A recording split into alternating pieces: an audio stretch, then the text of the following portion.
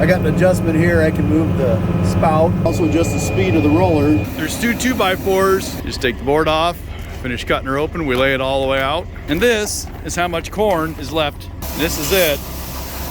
Put that little hopper on top, then there's another guard that goes in front of the auger. When you get done, you fold that back around, fold down the auger, put the hopper back away, and you go down the road.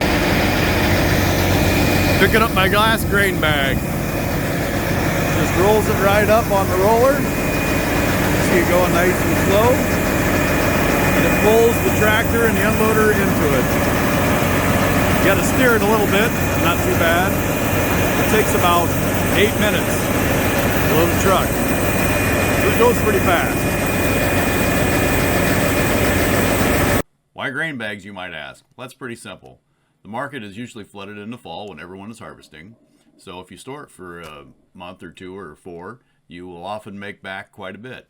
So that's what I did. And usually we use grain bins, but this year we went with, I added the grain bagger to my arsenal, to my tools in the toolbox.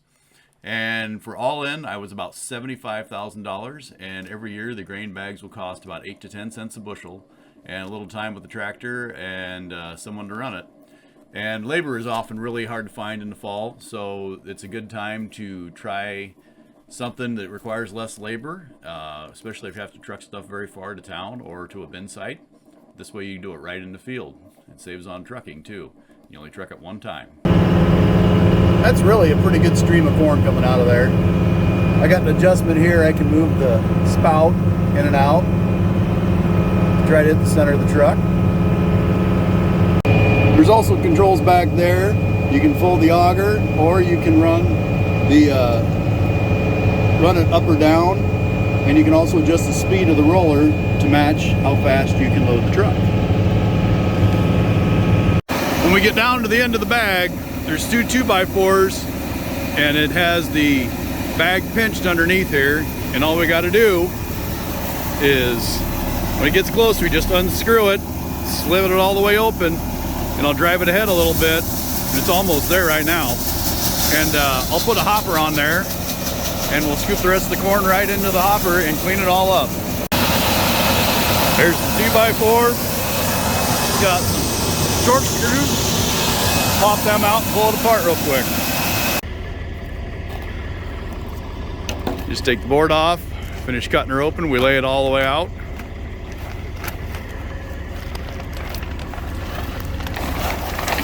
And this is how much corn is left in the bag. Not very much. I think this is the cleanest we've had, isn't it, Brian? Pull lever and you disengage the cross auger. This is it. Put that little hopper on top, then there's another guard that goes in front of the auger so it doesn't go back down and come out down there. Then we just shovel it up and dump her in the truck. It's a lot more fun when you're the guy holding the camera, so it seems. When you get done, you fold that back around, fold down the auger, put the hopper back away, and you go down the road. I'm leaving the bag on this time because I think I got some people that want some slip and slide action.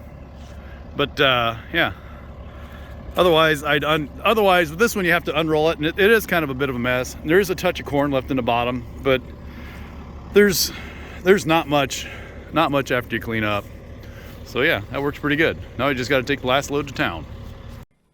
If you like this video, don't forget to drop a comment down below and tell me what you think. I'd like to hear what everybody thinks about using bags for temporary grain storage. It's something new in the toolbox. I'm not going to commit to every bushel going into the bag, but it is something I am going to use when it does fit the situation. So let me know what you think. And if you have questions, feel free to ask. I'd love to hear them. And also don't forget to go ahead and like this and, give it a follow if you like. There's more stuff like this to come. Talk to you later. Thank you.